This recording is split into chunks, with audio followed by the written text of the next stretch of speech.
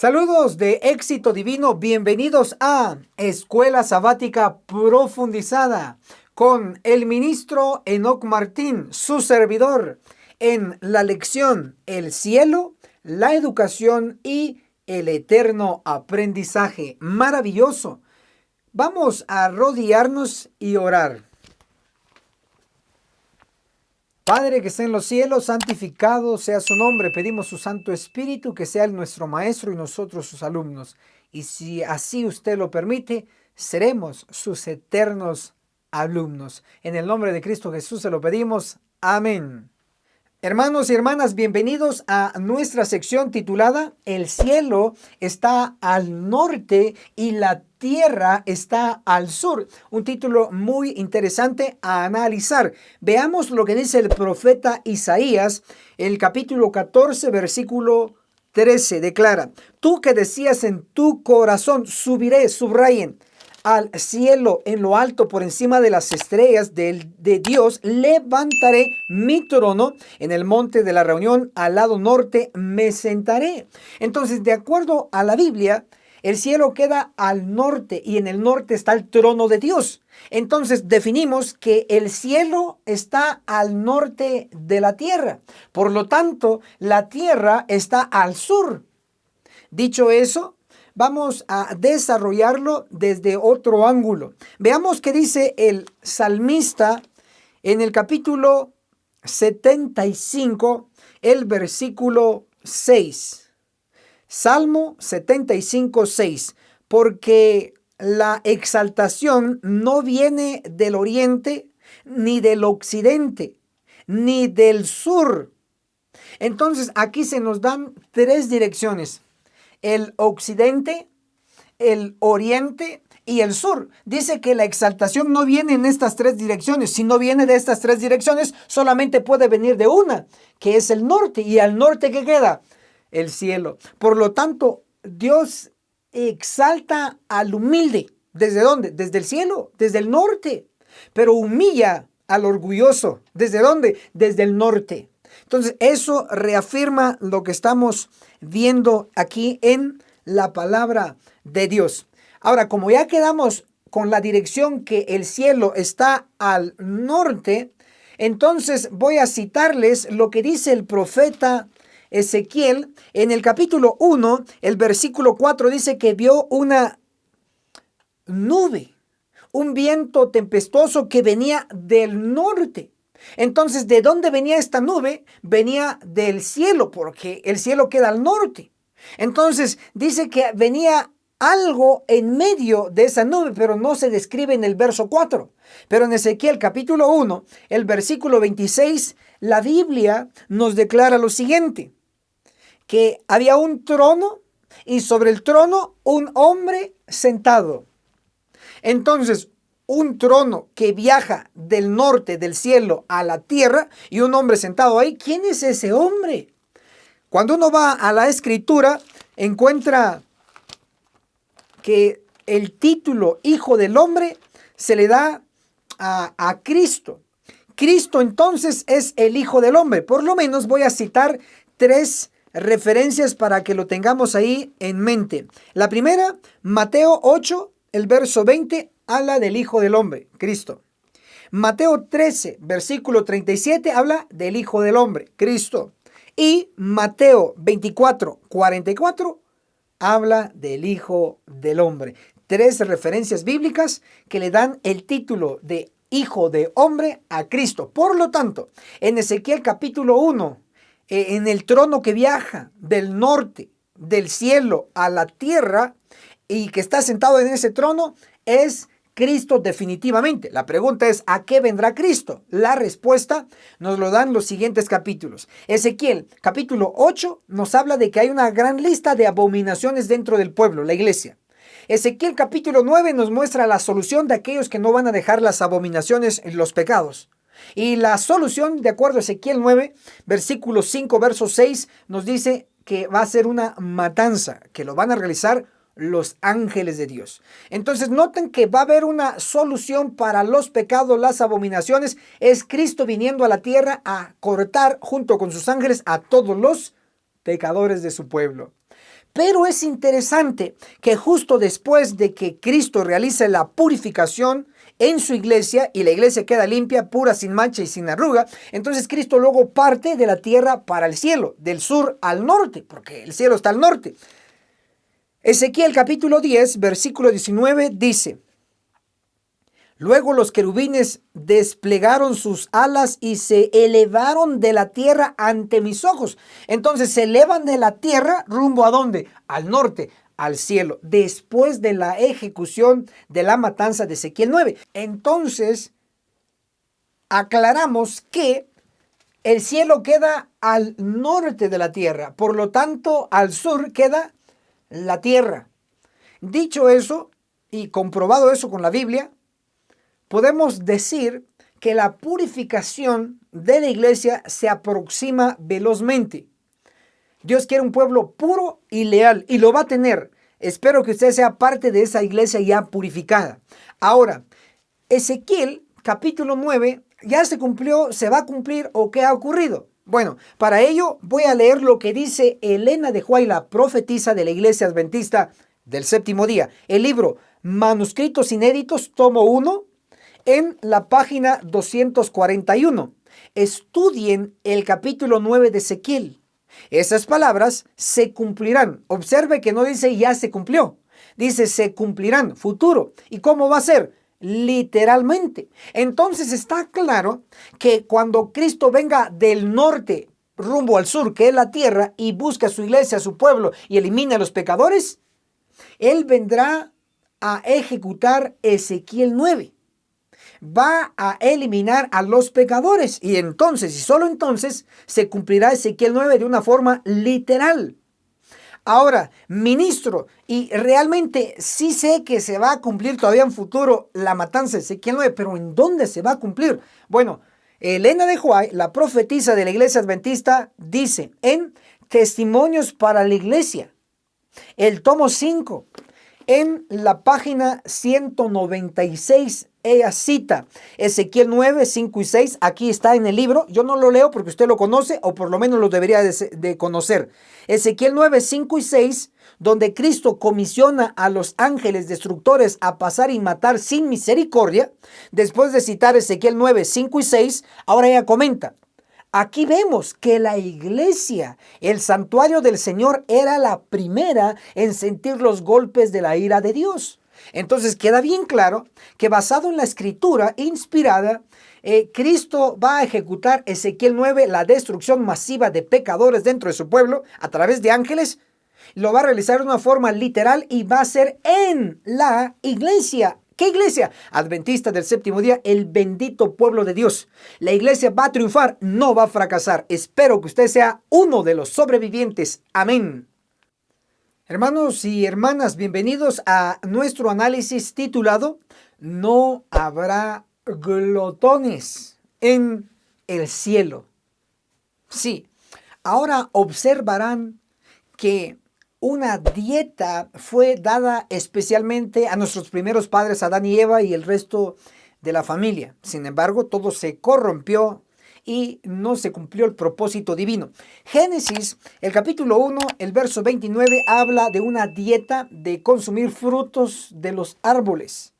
No se incluye en esa dieta ningún producto de origen animal, ni mucho menos animal. Entonces, podemos quedar claro que después del diluvio también hubo un cambio, porque después del diluvio Dios permitió, inclusive ordenó que se comieran algunos animales limpios. Pero, ¿dónde está eso escrito, ministro Enoc Martín? En el libro de Levítico, capítulo 11, ¿sí? Ahí se nos menciona el asunto de las carnes limpias. Por muchos años se ha estado defendiendo en nuestra época que todavía es tiempo de consumir carnes o cualquier producto de origen animal. Déjenme decirles que sí es cierto que después del diluvio Dios permitió comer carne de animal. Ahora, pero como pueblo de Dios, debemos de saber que aún en el tiempo de Cristo se permitía consumo de carne de animal. Cristo no solo comió pescado, sino que también comió cordero. ¿Cómo lo sé? Porque Jesús mismo celebraba la Pascua y la Pascua involucraba el consumo de un cordero. Ahora, es importante notar en las épocas, los tiempos donde Dios permitió. Hoy estamos ya en una era avanzada, en un tiempo avanzado, los últimos días. Debe de observar que en 1863 Elena de White recibe una visión que posteriormente le conoció y se conoció como la Reforma Pro Salud. ¿Cuándo? 1863. Todos escribieron en los comentarios 1863. ¿Qué ocurrió? Llegó la Reforma Pro Salud, donde se prohíbe el consumo de carnes, inclusive carnes limpias. ¿Qué diremos de las inmundas? Por supuesto que están totalmente prohibidas. Entonces, desde el año 1863 tenemos un cambio de dieta. Ahora, vamos a leer qué dice el espíritu de profecía en relación a los que no cambian de dieta y son glotones. Lo que nos declara en el libro Testimonios para la Iglesia, el tomo 2, en la página 64, dice así: una mala manera de comer y beber destruye la salud. Miles han complacido sus apetitos pervertidos. Y luego declara, hasta de una muerte segura.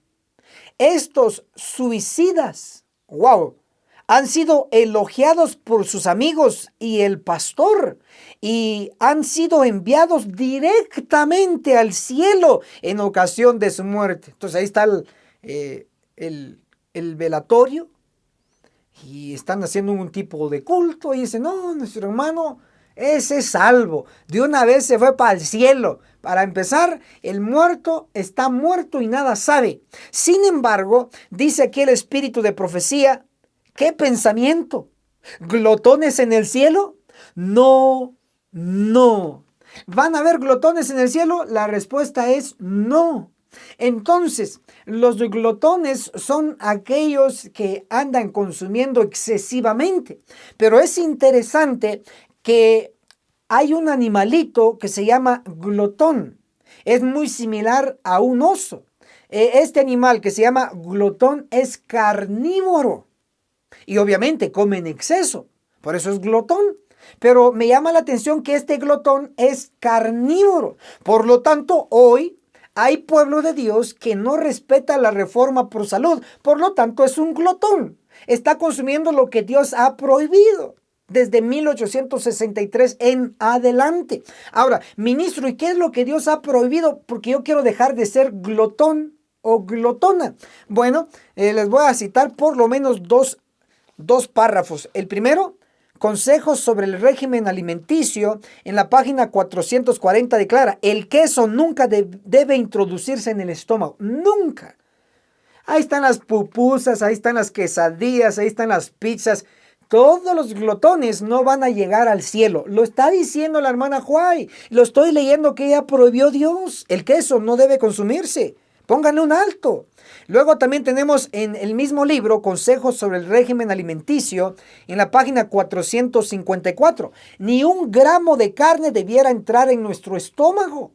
Muchos, cientos, decenas me han preguntado, ministro Enoc Martín, ¿y es pecado comer carne? Yo les voy a decir hoy públicamente, sí es pecado comer carne, aún carnes limpias, porque la hermana White, inspirada por el Espíritu Santo, dice, ni un gramo de carne debiera entrar en nuestros estómagos. Por lo tanto, que quede muy claro que Testimonios para la Iglesia, el tomo 2, como ya les cité, nos desaprueba el consumo de carne.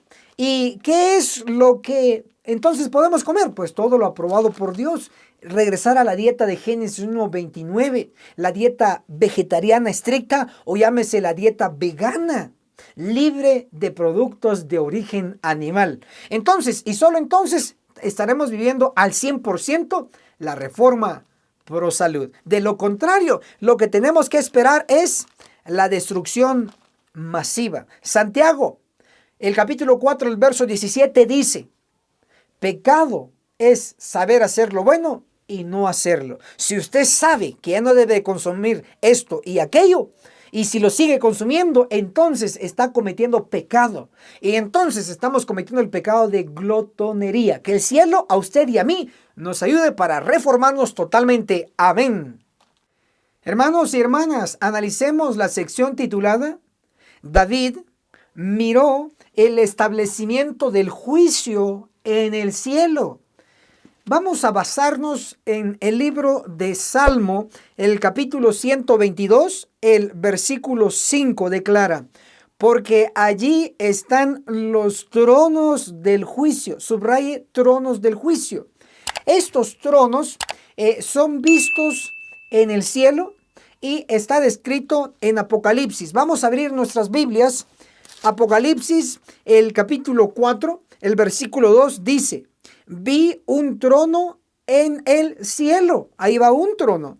Pero David vio tronos, no uno. Veamos qué dice Apocalipsis 4, ahora el verso 4.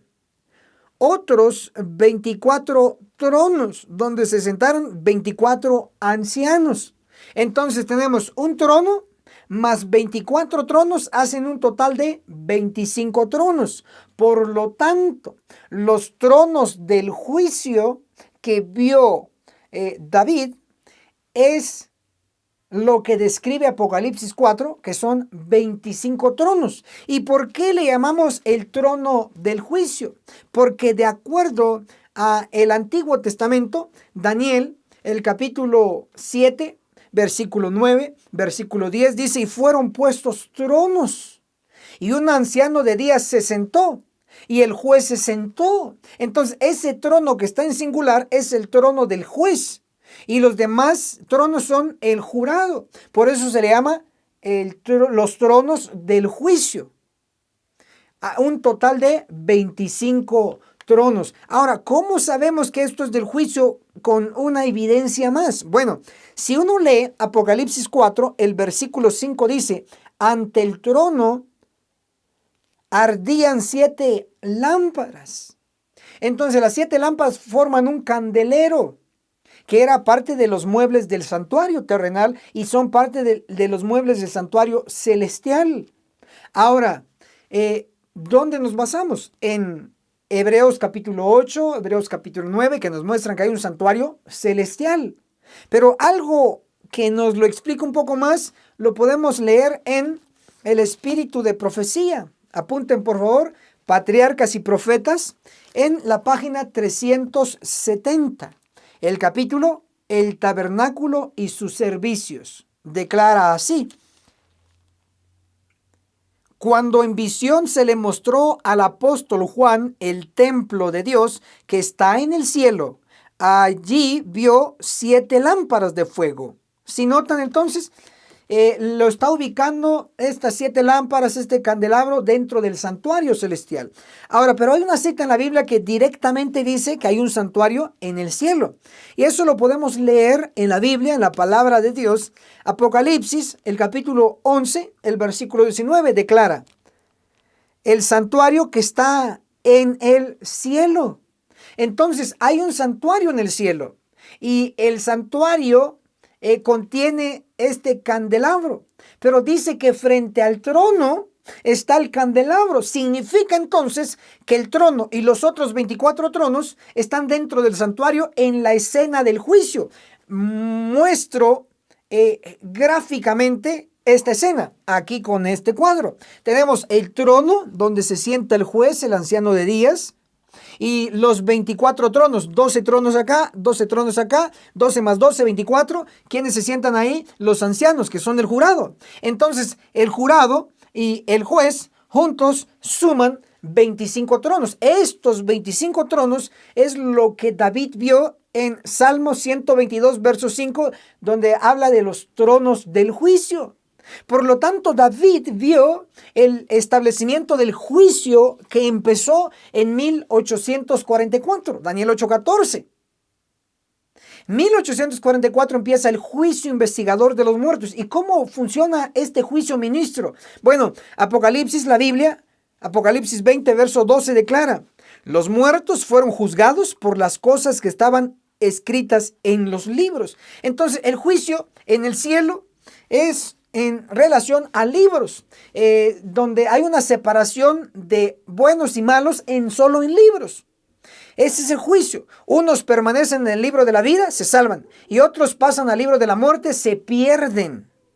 Eso es lo que está ocurriendo en el juicio de los muertos. Me pueden preguntar, ministro Enoc Martín, ¿y qué pasa con el juicio de los vivos? Porque es el que nos interesa más, de acuerdo, totalmente.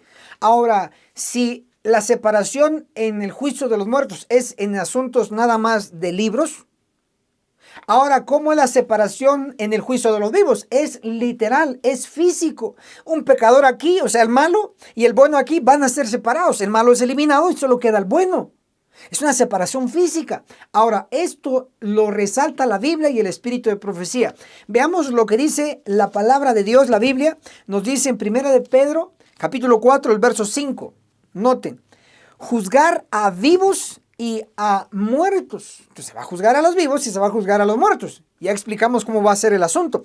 Ahora, una segunda cita más en segunda de Timoteo, el capítulo 4, el versículo 1 declara: juzgar a los vivos y a los muertos. Entonces, está claro que va a haber un juicio para los muertos, que ya empezó en 1844 y continúa, pero estamos a punto de pasar al juicio de los vivos. Y la Biblia lo está corroborando, pero también el libro Conflicto de los Siglos, en la página 544, el capítulo que se titula El juicio investigador, declara así: pronto, nadie sabe cuándo les tocará ser juzgados a los vivos. Entonces, cuando termine el juicio de los muertos, va a empezar el de los vivos. ¿Sabemos cuándo? No sabemos cuándo, pero pronto va a ocurrir. Por lo tanto, ¿qué más nos dice el espíritu de profecía? Nos aconseja en relación al juicio de los vivos, para que usted esté bien informado, nos aconseja en manuscritos inéditos, el tomo 1, en la página 241, declara: estudien el capítulo 9 de Ezequiel. Esas palabras se cumplirán literalmente, o sea, no se han cumplido y cuando se cumplan va a ser literalmente. Lo dice aquí. Entonces, como está en un futuro muy cercano, pronto, entonces debe usted y yo saber dónde va a empezar el juicio de los vivos. Primera de Pedro 4:17 dice: es necesario que el juicio empiece por la casa de Dios, y la casa de Dios es la iglesia. Por lo tanto, según la Biblia, el juicio de los vivos va a empezar en la iglesia, la casa de Dios. Ahora, ¿qué dice la hermana White en Testimonios para la Iglesia, el tomo 5, en la página 196? Aquí ella cita Ezequiel 9, versículo 5, versículo 6, no lo leo porque usted lo conoce y si no debe de saberlo. Ezequiel 9, 5 y 6 lo cita aquí y habla donde Cristo ordena a los ángeles destructores pasar y matar sin lástima ni compasión a los que no tengan el sello. Entonces cita la hermana White, Ezequiel 9, 5 y 6, ahora ella comenta: aquí vemos que la iglesia, el santuario del Señor, era la primera en sentir los golpes de la ira de Dios. Entonces, según Testimonios para la Iglesia, el tomo 5, página 196, Ezequiel 9 se va a cumplir primero en la iglesia. Entonces la purificación se acelera, se aproxima y dice la hermana White, pronto, nadie sabe cuándo, va a empezar el juicio de los vivos. Que el cielo pueda ayudarlo a usted y a mí. Y propaguemos esta advertencia, tal vez sea la última antes de la matanza de Ezequiel 9. Que Dios los bendiga. Hermanos y hermanas, bienvenidos a la sección de análisis titulado El juicio de los muertos empezó un martes. Daniel 8:14. Pregunta: ¿cuándo el de los vivos? Bueno, entonces vamos a analizar basado en la Biblia. La primera referencia de la Biblia que vamos a dar es Eclesiastés. ¿Están listos? Eclesiastés en el capítulo 9, el versículo 5 declara: los vivos saben que han de morir. Y luego dice: pero los muertos nada saben. En este versículo se presentan dos categorías de personas: los que están vivos y los que están muertos. Ahora, lo interesante es de que los vivos saben que han de morir. Ahora, ¿quiénes son estos vivos de Eclesiastés 9? Subrayen 9, el versículo 5. Estos vivos dice que saben que han de morir. Ahora veamos quiénes son los que van a morir según la Biblia. Bueno, Romanos, el capítulo 6, el verso 23 declara, la paga del pecado es muerte. Por lo tanto, entonces los que están en pecado y empedernidos, que no dejan el pecado, no se arrepientan, pues dice que la paga del pecado es muerte. Entonces, cuando dice Eclesiastés 9:5, los vivos saben que han de morir, deben ser un tipo de personas vivas pero en pecado, porque saben que van a morir, porque la paga del pecado es muerte. Santiago 4:17 dice, porque el que sabe hacer lo bueno y no lo hace, comete pecado. Entonces, los vivos que saben que han de morir son aquellos que están en pecado. Eso es lo interesante. Entonces, estas dos características. ¿Qué pasa con los muertos que nada saben? Bueno, van a ser juzgados. Están siendo juzgados. Este juicio está en proceso ahora. Ahora, ¿y cómo yo lo sé? Porque la Biblia nos declara en distintas partes de sus páginas sagradas que el juicio de los muertos, por mencionar allá en Apocalipsis, el capítulo 14, el versículo 7 dice, la hora de su juicio ha llegado. Eso es cierto. Sin embargo, no solamente es el de los muertos, sino que también es el de los vivos. Ahora, hablando en relación al de los vivos, quiero que hagamos una conexión con nuestro texto de análisis. Eclesiastés 9:5 ya lo expliqué, pero también tenemos Ezequiel 9:5. Note, Eclesiastés 9:5 habla de dos categorías, de los vivos que saben que han de morir y los muertos que nada saben. Eclesiastés 9:5. Pero luego tenemos a la par Ezequiel 9:5, mismo capítulo, mismo versículo. Ezequiel 9:5. Ahí dice, y a los otros oí que les dijo, pasad en pos de él y matad sin lástima ni compasión. Estos ángeles que van a matar con espada a los que no obtengan el sello y van a morir sin lástima ni compasión, son personas que están en la categoría número 1, es decir, vivos, pero en pecado, que luego van a pasar a la categoría 2, muertos, porque van a morir. Entonces, sí notan que la Biblia es perfecta. Eclesiastés 9:5, dos categorías. Ezequiel 9:5 nos presenta también dos categorías. Unos que están vivos, luego pasan a la muerte. Pecadores, luego que van a ser cortados. Ahora, en la transición entre el juicio de los muertos a juicio de los vivos es lo que voy a explicarles en este momento. Apocalipsis 14, el versículo 7 dice, la hora de su juicio ha llegado. Si notan que habla de una hora, si hay una hora, debe ser parte de un día, y ese día de un año.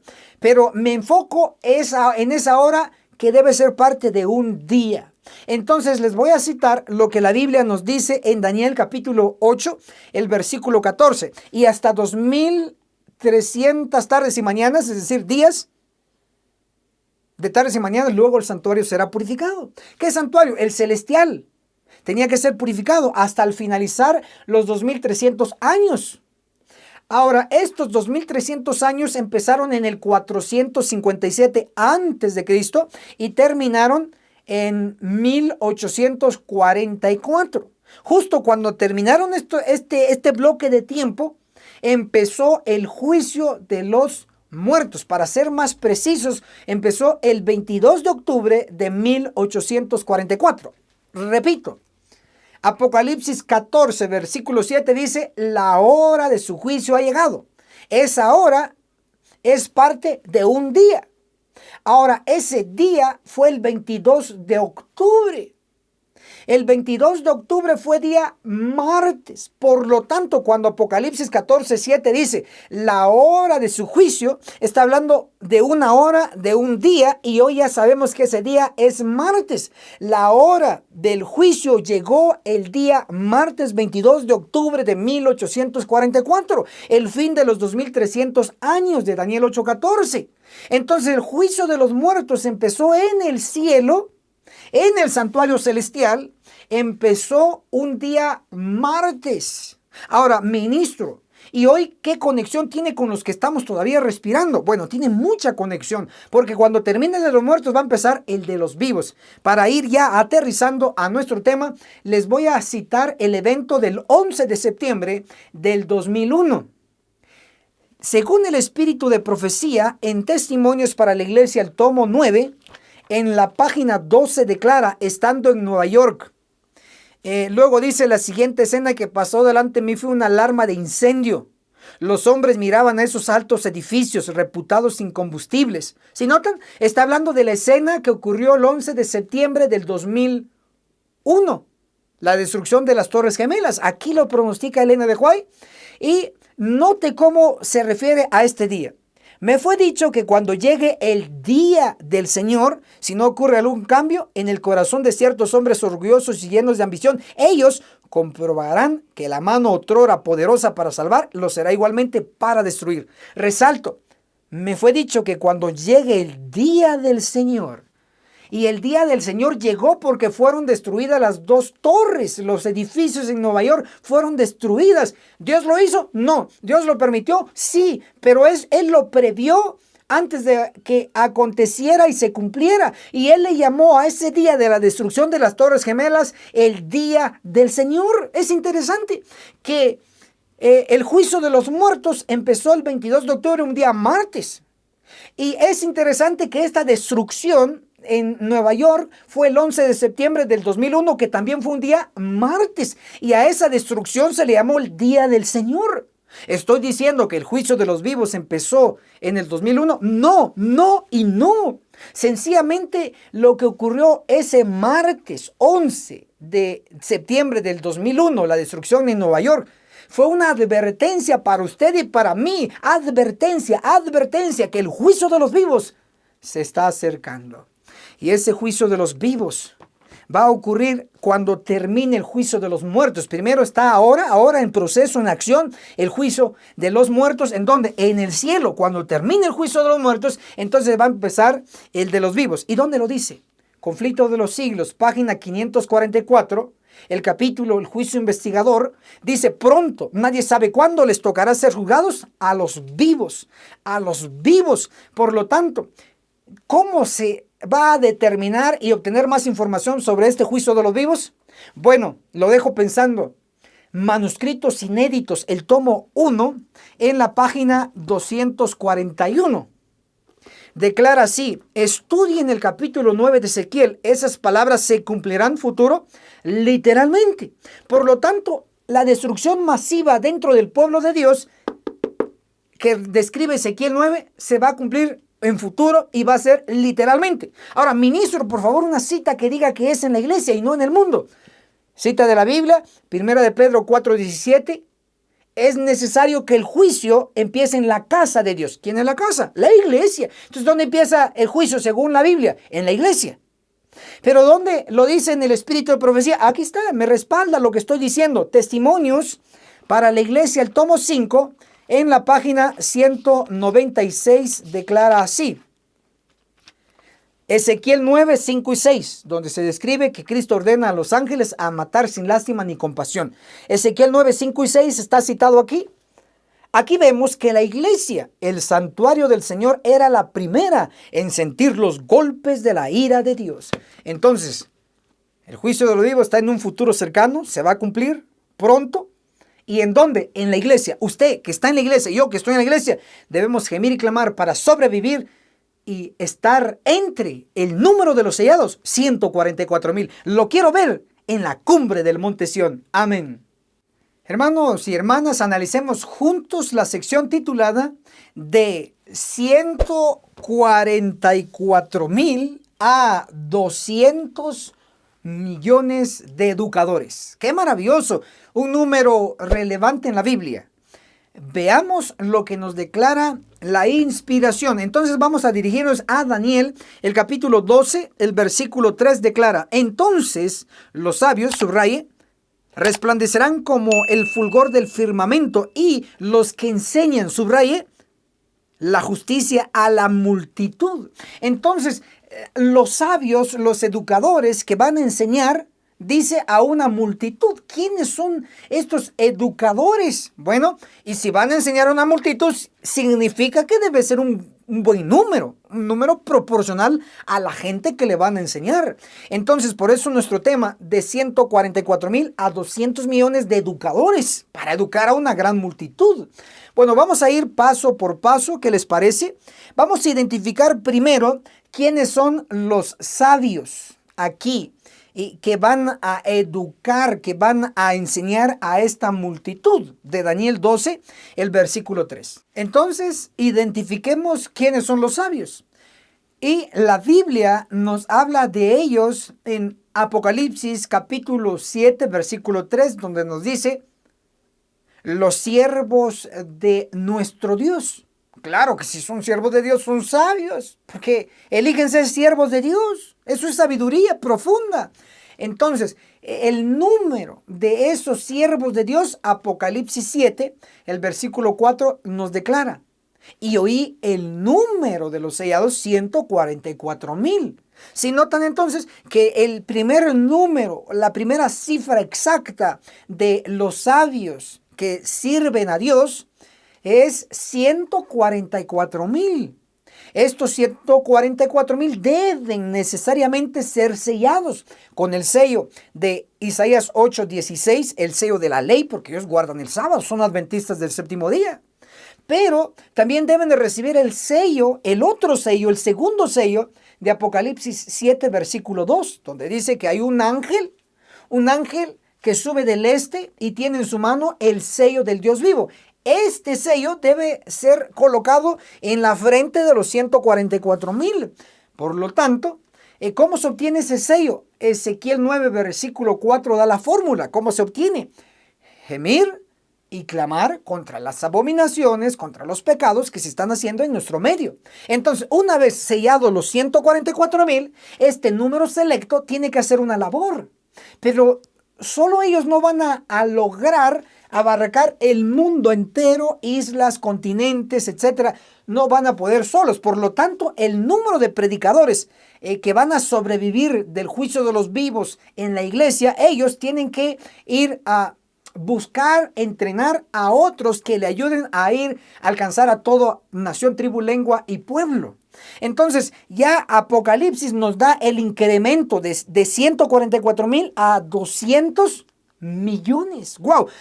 Este ejército de obreros y misioneros solo Dios lo puede tener. Y Apocalipsis capítulo 9, la Biblia, en Apocalipsis 9, el verso 16 declara así. El número de los soldados de a caballo era 200 millones. Oí su número. Si notan, es una cifra exacta, 200 millones. Entre estos 200 millones están los 144,000. Entonces, podemos definir que inicialmente el número es de 144,000 y crece a 200 millones este ejército de misioneros para predicar en el mundo entero, porque ellos son educadores. Entonces, hasta aquí ya hemos descubierto quiénes son los sabios. Inicialmente de la iglesia adventista, 144,000 predicadores, y estos predicadores crece su número a 200 millones, porque ellos entrenan a otros y estos que son entrenados ayudan a predicar en todas las naciones. Ahora, ¿quiénes son la multitud de Daniel capítulo 12, versículo 3, donde dice, y los sabios enseñan la justicia a la multitud? Los sabios, ya dijimos inicialmente, son los 144,000. Pero dice que enseñan a la multitud. Esta multitud de Daniel 12, verso 3, ¿quiénes son? Bueno, Apocalipsis, donde se encuentran todos los libros, nos da más luz. Apocalipsis capítulo 7, versículo 9 declara, después vi una gran multitud que ninguno podía contar, de toda nación, tribu, lengua y pueblo. Entonces tenemos dos compañías iniciales. La primera, 144,000 sobrevivientes del juicio de los vivos en la iglesia adventista. Entonces estos son adventistas, los sellados. Ellos van a todas las naciones y que traen una gran multitud que nadie va a poder contar. Esos son los resultados. Es el producto de la labor misionera de los 144,000. Entonces, la gran multitud de Apocalipsis 7:9 es la misma multitud de Daniel 12, versículo 3, que van a ser enseñados por los sabios. Si notan que la palabra de Dios es perfecta. Ahora, hasta aquí, Daniel 12, versículo 3, ya les expliqué quiénes son los sabios y quién es la multitud. Maravilloso. Ahora, nivel profundo, en la escena ahí más tenebrosa, donde se va a dar el fuerte pregón, vamos a dirigirnos al libro de Joel, el profeta, en el capítulo 2, desde el versículo 1 hasta el versículo 10, usted léalo por favor en su tiempo libre. Joel 2 del 1 al 10. Pero yo voy a leer en este momento el versículo 10 para hacer una conexión. Ante ellos, subraye ellos, vamos a identificar quiénes son esos ellos. Ante ellos tiembla la tierra, vamos numerando tierra, se estremece el cielo, el sol, la luna se oscurecen y las estrellas retraen su resplandor. Tenemos 4 elementos aquí en Joel 2, el versículo 10. Número 1, la tierra. Número 2, el sol. Número 3, la luna. Y número 4, las estrellas. Ahora, ministro Enoc Martín, estos elementos del espacio exterior son lo mismo que lo que está descrito en Mateo. ¿En qué parte de Mateo? Bueno, en Mateo, el capítulo 24. Ahí en Mateo capítulo 24 hace referencia en el verso 29, el sol se oscurecerá, la luna no dará su resplandor, las estrellas caerán del cielo. Entonces, los planetas mencionados en Joel 2, versículo 10, y lo que se refiere en Mateo 24, verso 29, ¿son lo mismo? No son lo mismo. No tienen nada que ver. Primero, porque en Mateo 24, el versículo 29, el sol y la luna que se iban a oscurecer se cumplió en 1780, cumplido. Y las estrellas caerán del cielo. Eso se cumplió en 1833, cumplido. Entonces los eventos de Mateo 24, versículo 29, ya se cumplieron. Pero el evento de Joel 2, versículo 10, no se ha cumplido. Lo leo otra vez. Joel 2, 10. Ante ellos, personas, tiembla la tierra, se estremece el cielo, el sol y la luna se oscurecerán y las estrellas retraerán su resplandor. La diferencia que usted puede notar así fácilmente es que las estrellas de Joel 2:10 no caen, solo retraen su resplandor, pero no caen. Pero las estrellas de Mateo 24, verso 29, sí caen. Por eso son 2 eventos distintos. Ahora, ya mostrado la diferencia entre los textos, me voy a centrar en Joel 2:10. Ante ellos tiembla la tierra, el sol y la luna se oscurecen, las estrellas retraen su resplandor. ¿Cuándo se va a cumplir estos fenómenos en estos elementos celestes del cielo? Bueno, identifiquemos quiénes son ellos que se menciona aquí en Joel 2, versículo 10. Entonces vamos a retroceder unos versículos. Joel 2, versículo 2 declara: día de tinieblas y oscuridad de nube, de densa niebla, que sobre los montes se extiende como el alba. Viene un ejército numeroso, dice mi versión, pero la versión King James en inglés dice, la versión que usó Elena de White, viene un pueblo grande y fuerte. Nunca hubo otro semejante ni después de él jamás, de generación en generación. Entonces Joel 2, verso 2, nos pronostica de un pueblo grande, numeroso, fuerte. ¿Quién es este pueblo grande y fuerte? Pues inicialmente son los 144,000, que luego crecen de 144,000 a 200 millones. ¡Wow! Por eso es un pueblo numeroso, un pueblo grande. Ahora, ya sabemos que aquí en Joel 2 inicialmente está hablando de los 144,000. Que luego va a crecer su número, pero inicialmente 144,000. Entonces Joel capítulo 2, versículo 10, cuando leemos, ante ellos, esos ellos inicialmente son los 144,000. Entonces ante ellos, los 144,000, tiembla la tierra, se estremece el cielo, el sol y la luna se oscurecen y las estrellas retraen su resplandor. Entonces viene un evento donde van a estar involucrados inicialmente los 144,000 predicadores adventistas, donde ellos van a demostrar que tienen poder, porque la tierra va a temblar. Imagínense, movimientos telúricos. Donde el sol va a retraer su luz, la luna también, las estrellas también. O sea, ellos van a demostrar que tienen poder, tienen fuerza divina, poder de milagros verdaderos. Pero debo de decirles que cuando esto acontezca va a ser un día terrible, pero puedo decirles que hay dos fases del día terrible. Uno, antes de que estén los 144,000 y otro después o con los 144,000.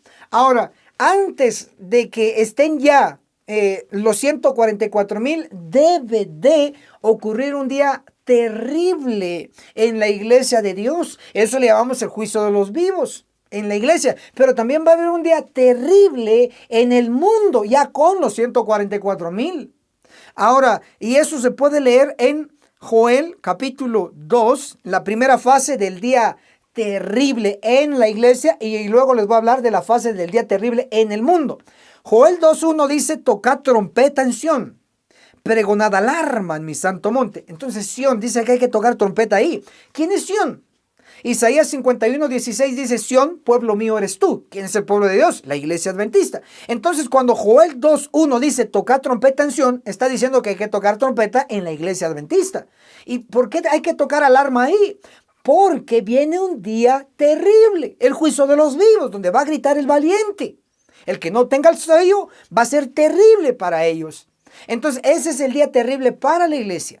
Pero va a haber un día terrible para el mundo. Cuando los 144,000 van a estar dando el fuerte pregón en el mundo, va a haber un día terrible. Y en ese día terrible, ya en el mundo, Joel 2:10 dice: ante ellos, los 144,000 inicialmente, tiembla la tierra, temblores. Temblores. Dice: el sol y la luna se oscurecen, las estrellas retraen su resplandor. O sea, ahí va a haber poder que van a reflejar los 144,000. Pero Joel 2, versículo 11, el Señor dará su orden ante su ejército. Muy grande es su campamento y muy fuertes los que ejecutan sus órdenes. Escuchen, grande es el día del Señor y muy terrible. ¿Quién lo podrá soportar? ¿Quién va a poder soportar de los pecadores en el mundo? Cuando los 144,000 estén dando la palabra, la verdad en todas las naciones. Ese día va a ser terrible para aquellos que van a desechar durante el fuerte pregón el mensaje del juicio de los vivos. Entonces, para sintetizar, podemos decir que el día terrible se está aproximando a la iglesia. Y Dios quiere que los que van a sobrevivir de ese día terrible sean educadores. Por lo tanto, hoy es urgente que usted y yo nos preparemos para ese día terrible y para que luego, en el día terrible en el mundo, nosotros podamos ser los misioneros y rescatar a los que se puedan rescatar entre todas las naciones, llamando una gran multitud que nadie podrá contar, de Apocalipsis 7:9. Que el cielo los bendiga poderosamente. Amén. Hermanos y hermanas, yo sé que ustedes quedaron picados, quieren más información de los 200 millones de misioneros. Excelente, aquí solo les di una probadita, pero tengo toda una serie para que ustedes disfruten detenidamente y lo pueden encontrar en mi canal en YouTube. Allá aparezco como Ministro Enoc Martín. Coloquen ahí en YouTube, en el buscador, coloquen las 7 trompetas, Ministro Enoc Martín, y les va a aparecer ese video. Véanlo, y ahí está la explicación profunda de los 200 millones de misioneros. Amén. Hermanos y hermanas, analicemos la sección titulada Cristo hará de nuevo el sistema solar.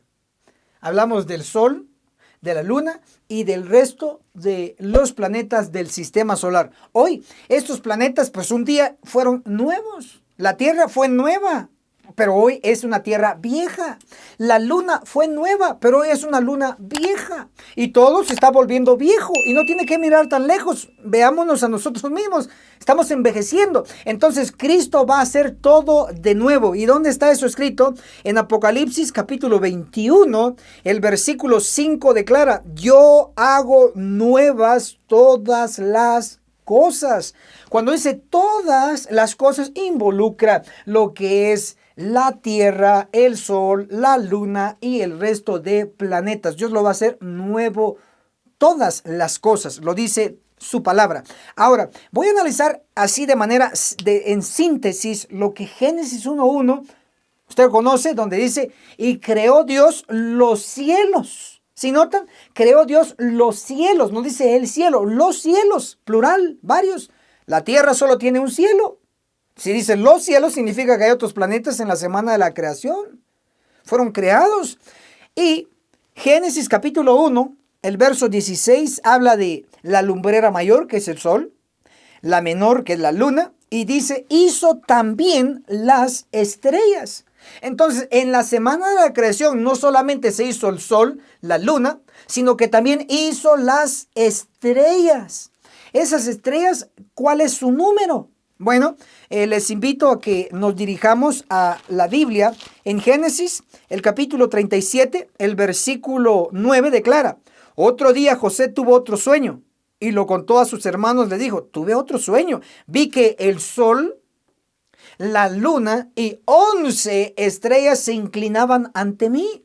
Entonces aquí tenemos la familia de José ejemplificando la familia de planetas del sistema solar. Entonces tenemos al sol, la luna y tenemos 11 estrellas. Dice que eran los hermanos de José representados ahí. Ahora, pero José también es una estrella. Entonces 11 estrellas más la otra estrella que representa a José, tenemos 12 estrellas, 12 estrellas. Ahora, estas 12 estrellas, ¿qué son? Podemos preguntarnos. Entonces, hay una expresión que en griego se ha utilizado por mucho tiempo. Esa expresión reza de la siguiente manera. Dice, planetes asteri, que significa estrella errante. Entonces, lo que quiero que quede en su mente es que estrella, muy bien podemos comprenderlo como planeta. Entonces, cuando dice allá Génesis 1:16, hizo también las estrellas, muy bien puede entenderse, hizo también los planetas. Es decir, no solamente se creó la Tierra en la semana de la creación, sino que también hizo otros planetas, otras estrellas. Ok, entonces, Génesis también en el capítulo 37, el versículo 9, versículo 10 nos interpreta el número de estrellas, es decir, el número de planetas. 11 estrellas, los hermanos de José, más José, otra estrella, son 12 planetas. Por lo tanto, el número de planetas mayores, no estoy incluyendo los menores, el número de planetas mayores de nuestro sistema solar son 12 planetas. 12 planetas bíblicamente hablando. Ahora observen esto. Estos planetas hoy, incluyendo la Tierra, por supuesto, donde hay pecado, la Tierra está vieja. Pero también los demás planetas de una u otra manera se han afectado. Por lo tanto, voy a demostrar con la Biblia y el espíritu de profecía que los planetas tienen que ser restaurados.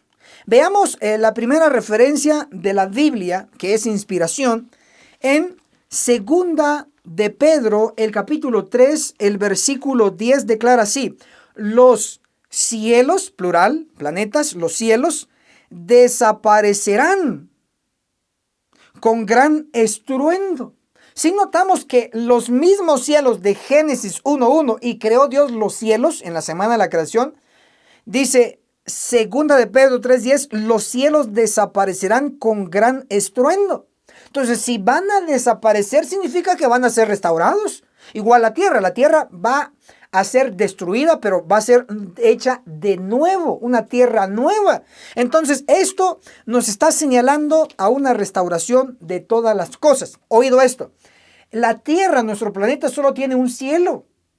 Ahora, si leemos cuidadosamente los textos que hablan de la creación de la nueva tierra y del cielo nuevo, vamos a descubrir que las expresiones son profundas. Por ejemplo, Isaías 66, el versículo 22 declara así: y haré cielos nuevos y una tierra nueva. Note, no dice y haré un cielo nuevo, solo el cielo de la tierra, sino que dice y haré cielos nuevos. Significa que los cielos de los otros planetas también tienen que ser renovados. Por eso decimos que el sistema solar completo tiene que ser hecho de nuevo, otra vez.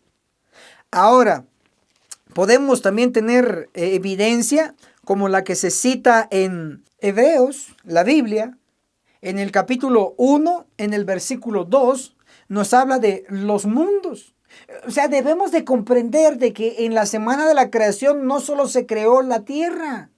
Por eso Génesis 1:1 dice, y Dios creó los cielos. En Génesis 1:1, los cielos, varios planetas, incluyendo la tierra, por supuesto. Pero Hebreos, el capítulo 1, versículo 2, hablando de Cristo como el creador, dice que se hizo también los mundos, no el mundo, los mundos. Pero no solo la Biblia, sino que también el espíritu de profecía, apúntenlo por favor, el espíritu de profecía en el deseado de todas las gentes, en la página 177. El capítulo es Betesda y el Sanedrín, capítulo 21. Deseado de todas las gentes, página 177 declara: ¿debía el sistema de mundos detenerse durante el día santo?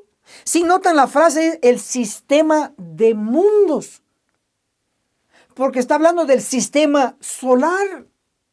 Y el sistema solar es el Sol, la Luna, la Tierra y los demás planetas, como ya lo hemos demostrado. Entonces todo este sistema, toda esta familia tiene que ser restaurado de nuevo. Por eso dice en Isaías, el capítulo 66, el versículo 22, que Dios creará cielos, planetas nuevos y tierra nueva. Esto es maravilloso. Por eso es que se tiene que cumplir Apocalipsis capítulo 21, versículo 5. Yo hago nuevas todas, incluyendo los planetas del sistema solar. Yo hago nuevas todas las cosas. Cristo lo prometió, Cristo lo cumplirá. Amén. Hermanos y hermanas, analicemos juntos la sección titulada En la tierra y en el cielo hay que aprender y desaprender. Veamos lo que nos dice la palabra de Dios. En 2 el capítulo 4, el versículo 18 dice, las cosas que no se ven son eternas. Entonces las cosas que se ven no son eternas, son pasajeras. Pero aquí en las cosas que se ven hay que estudiar. En las cosas que no se ven también hay que estudiarlas. Pero muchas veces hay que desaprender para aprender. Voy a desarrollar el asunto y les voy a citar lo que dice el libro de la educación en la página 303. Declara así: ¿qué campo se abrirá allí a nuestro estudio cuando se descorra el velo que oscurece nuestra vista? Y aquí en la misma cita habla de microscopio, que es lo que se utiliza para ver lo que es más pequeño. También habla del telescopio, que se utiliza para ver lo lejano. Allá no vamos a necesitar ni siquiera el microscopio y el telescopio, porque nuestra vista va a funcionar a la perfección. Esto es en el campo de la ciencia secular, llamémoslo así. Ahora imagínense en la ciencia de la profecía, en la ciencia de la Biblia, que es mucho más profunda. San Juan, el capítulo 7, el versículo 17 nos advierte: el que quiera hacer la voluntad de Dios, conocerá si la doctrina, enseñanza es de Dios. Hoy debemos nosotros ser estudiantes de la Biblia, del espíritu de profecía. Aunque se le diga a usted, no estudie, eso es peligroso. No. Usted obedezca lo que está ahí. Si quiere conocer la voluntad de Dios, usted va a ver si la doctrina es de Dios o no es de Dios. Si está escrito es de Dios, no está escrito no es de Dios, punto. Ok, pero también Usted debe de comprender que hoy los más grandes sapientes, los más grandes misioneros del futuro, hoy están aprendiendo. ¿Como quiénes? Como los 144,000. Los 144,000 en Apocalipsis 14, el versículo 3 declara así. Y ninguno podía aprender, subraya aprender, ese canto sino los 144,000. Entonces sí notan que los 144,000 van a aprender. Ellos tienen un aprendizaje. Hoy están como alumnos para que mañana sean maestros. Entonces Apocalipsis 14:3 nos señala que los 144,000 son aprendices. Están aprendiendo. Por eso es de que el espíritu de profecía nos advierte también en el libro de Elena G. de White, que se llama Consejos sobre la obra de la escuela sabática, en la página 31. Ninguno de los que se imagina saberlo todo es demasiado viejo o demasiado inteligente para aprender del más humilde de los mensajeros del Dios vivo. Entonces hoy los 144,000 están aprendiendo y son humildes, pero hoy hay prepotentes que dicen, yo no necesito saber nada, yo soy doctor en teología, soy doctor en divinidad, etcétera, etcétera. Y no quieren aprender más si viene de la Biblia y del Espíritu, pero ya no les gusta. Más si les hablamos de la reforma en la vestimenta, en el carácter, en la alimentación, no les gusta. Esos son autosuficientes y Dios no los va a usar porque no los puede usar, porque se creen que lo saben todo. Los famosos sábelotodos. Pero los 144,000 son aprendices. Ellos cuando tienen que cambiar una idea errada la cambian, desaprenden y aprenden. ¿Y dónde lo dice? Bueno, en Testimonios para los Ministros, en el capítulo La Iglesia de Cristo, la página 30. Tenemos muchas lecciones que aprender y muchísimas que desaprender. Ahí está bien claro. O sea, hay que seguir estudiando y lo que está mal, quitándolo y reteniendo solo lo correcto, lo verdadero. Ahora, me llama la atención que estamos viviendo en los últimos días, ya no tenemos mucho tiempo, el tiempo se acaba, literalmente se nos está acabando la gracia, el juicio de los vivos viene ya encima de nosotros, tenemos que tener el sello. Como se está acabando el tiempo, lo que para muchos fue en el pasado aprendido durante años, debe ser aprendido durante pocos meses. Ministro Enoch Martini, ¿en dónde está escrito? Bueno, apunten por favor, primeros escritos, en la página 67, el capítulo La marca de la bestia, declara así: pero ahora el tiempo está casi agotado y lo que hemos tardado años en aprender, ellos, ustedes y mi persona, ellos tendrán que aprenderlo en pocos meses. Por eso es de que nosotros tenemos aquí en Guatemala la sede de la agencia misionera AMI para prepararlos, para entrenarlos. Y totalmente gratis, porque el tiempo es corto. Ya lo que se tardó años en aprender tiene que ser aprendido en pocos meses, acelerado. Por eso nuestros cursos intensivos, ojo, cursos intensivos en pocos meses. ¿Quiere usted ser un misionero? ¿Quiere usted ser un aprendiz de la Biblia y del Espíritu de profecía? Súmese, escriba en los comentarios, me sumo, ministro Enoch Martín, y juntos. Ya saben dónde nos vamos a ver. Apocalipsis 14:1 dice, donde van a estar los que aprenden y desaprenden, los 144,000 en el monte Sión. Que el cielo los bendiga poderosamente. Y recuerden que en la eternidad, en el cielo, en la tierra nueva, seguiremos aprendiendo. Amén. Y esto fue Escuela Sabática Profundizada con su servidor, Ministro Enoch Martín. Aprovecho esta linda oportunidad para felicitar a todos nuestros queridos estudiantes de Agencia Misionera AMI, con sede acá en Guatemala. Varios ya han terminado los 3 cursos, otros están empezando el primero y otros van en el segundo y en el tercero. Pero felicitaciones a todos los que están con la mente activa para aprender y desaprender. Tenemos 3 cursos. El primero titulado El Testimonio de Jesús, que consta de 22 lecciones, justo como el último libro de Apocalipsis consta de 22 capítulos. 22 lecciones, temas como los 144,000 con pura Biblia, tanto Antiguo y Nuevo Testamento, el tema de la serie de las resurrecciones, como Daniel 12:2, una resurrección especial de adventistas, con pura Biblia lo enseñamos. También el tema del tercer Elías, muchos conocen al primero, al segundo, pero no al tercero. Temas como el reino premilenario, con pura Biblia, en esta enseñanza vital para ustedes. El primer curso. El segundo curso se llama Daniel, el perfecto arte profético. Aquí ya utilizamos lo que es la Biblia y el espíritu de profecía, nivel avanzado, donde explicamos capítulo por capítulo de dicho libro profético, lo cual son 12 capítulos. 12 es número de autoridad. Y su servidor, ministro Enoc Martín, ha preparado todas estas lecciones nivel profundo para prepararlo totalmente gratis.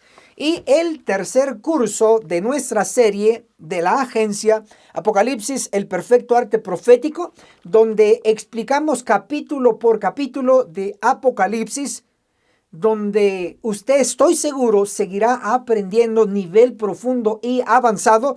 El último libro donde se encuentran y terminan todos los libros de la Biblia. Maravilloso.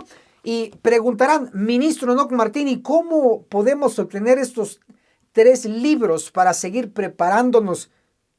Entonces les voy a proporcionar ahí en su pantalla, en su dispositivo, en nuestro número de WhatsApp. El signo más 502 42 29 77 86. Llámenos, identifíquese y también díganos en cuál país se encuentra. Y con mucho gusto nosotros le enviaremos este material de entrenamiento intensivo, porque el tiempo se está acabando. También, para todos nuestros queridos amigos y hermanos que me dicen, ministro, algún material sobre el tema de la Navidad, muchos están confundidos, otros están en lo correcto. Sin embargo, su servidor se ha dado la tarea de hacer una investigación intensiva, profunda, sobre el tema de la Navidad. Y para ello, tengo el material de esta revista, Elena G. de White y el árbol de la Navidad, ministro Enoc Martín, donde hacemos un análisis profundo del tema, por qué es que el espíritu de profecía toca el tópico, pero para aquellos que no profundizan, aquí tenemos el material para que aprenda y desaprenda lo necesario en relación al tema de la Navidad. Gracias por habernos acompañado hasta aquí. Tenemos una misión que cumplir. En mi caso, prepararlos y que ustedes junto conmigo preparemos a otros. También, además de escuela sabática profundizada, que es esta, también tenemos cada semana, no se lo puede perder, a la lección de escuela sabática Super 100, que consta de 12 preguntas con respuesta múltiple, donde usted solamente tiene que elegir. Y entonces queremos que usted saque un Super 100 y mida su nivel de conocimiento de escuela sabática profundizada. Estas 12 preguntas están basadas en la lección, en este caso, en esta. Y así sucesivamente, siempre esté pendiente de escuela sabática Super 100. Que el cielo los bendiga poderosamente. Ya saben dónde nos vamos a ver. En la cumbre del Monte Sión. Hasta la próxima.